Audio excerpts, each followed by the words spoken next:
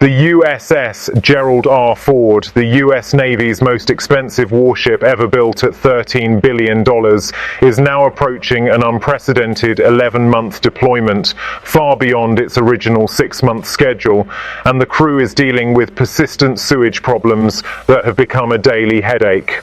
The Ford left Norfolk on June 1st, 2025, initially headed for a standard deployment. Extensions began almost immediately due to US operations supporting Venezuelan opposition activities in the Caribbean, and then escalated when Middle East tensions spiked in late summer 2025. The carrier was kept on station in the Mediterranean and Eastern Atlantic to maintain presence near potential flashpoints involving Iran and its proxies. A recent port call in Suda Bay, Crete, gave the crew a brief break, but the ship is now heading further east again. This extension makes it one of the longest carrier deployments since the early post-9/11 years. The sewage issue stems from the ship's advanced vacuum collection, holding and transfer system. Unlike older gravity-fed systems on Nimitz-class carriers, the Ford uses vacuum plumbing designed to save water and space. However, the vacuum lines are extremely narrow and sensitive. Crew members have been flushing paper towels, hygiene products, and other non-dissolvable items that the system was never intended to handle. The result is frequent clogs, backups in berthing areas and heads, and the need for daily maintenance teams to clear lines manually. The problem has persisted since the ship's first full deployment and has not been fully resolved despite multiple design tweaks and crew training campaigns. Navy leadership has been candid about the issue, but firm that it is not affecting combat readiness.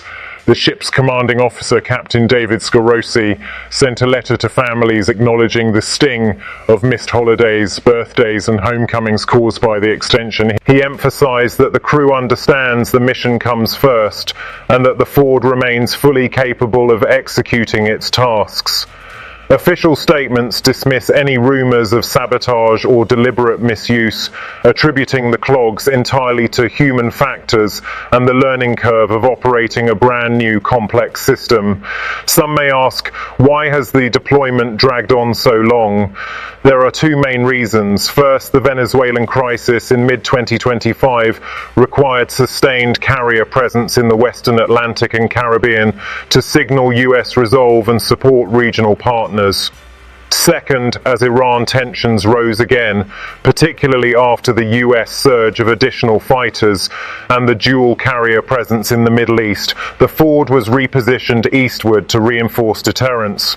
The Navy does not want to pull a carrier out of theatre when the risk environment is elevated, so the ship has remained forward deployed while its relief, another carrier, handles overlapping commitments. However, for now, the morale is strained but holding. Crew members are tired, many have missed major life events and are now facing the prospect of a full year away from home. The sewage backups add physical discomfort and a sense of frustration, especially in berthing compartments. Maintenance teams are working overtime to keep the vacuum system functional, and portable toilets have been brought aboard in some areas as a backup. Despite the complaints, operational tempo remains high. The air wing is flying regular sorties, the strike group is conducting exercises, and the Ford is meeting every mission tasking. Possible consequences are both practical and political. Prolonged deployments at this intensity increase wear on the crew and the ship. Fatigue raises the risk of errors, and the sewage issue, while not mission critical, hurts quality of life and could contribute to longer-term retention problems if deployments stay this long routinely. The Ford's electromagnetic catapults and arresting gear have already shown teething problems. Adding sewage woes feeds the narrative that the ship is still maturing. The extension highlights the Navy's stretched force structure. With only 11 carriers and constant demand across multiple theaters, the service is forced to keep ships out longer. The Trump administration has been vocal about projecting strength, but keeping the Ford deployed for nearly a year also exposes the limits of available hulls and crew endurance.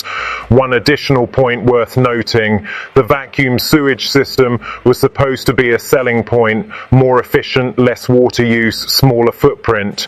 Instead, it has become a symbol of the Ford program's broader challenges, ambitious new technology that works in theory but requires constant babysitting in practice. The Navy insists fixes are in progress, better training, redesigned strainers, possible hardware changes, but the problem has lasted through multiple deployments now. The Ford is expected to remain on station for at least another few weeks before heading home. When it finally returns, likely sometime in May or June 2026, it will have set a modern record for carrier deployment length.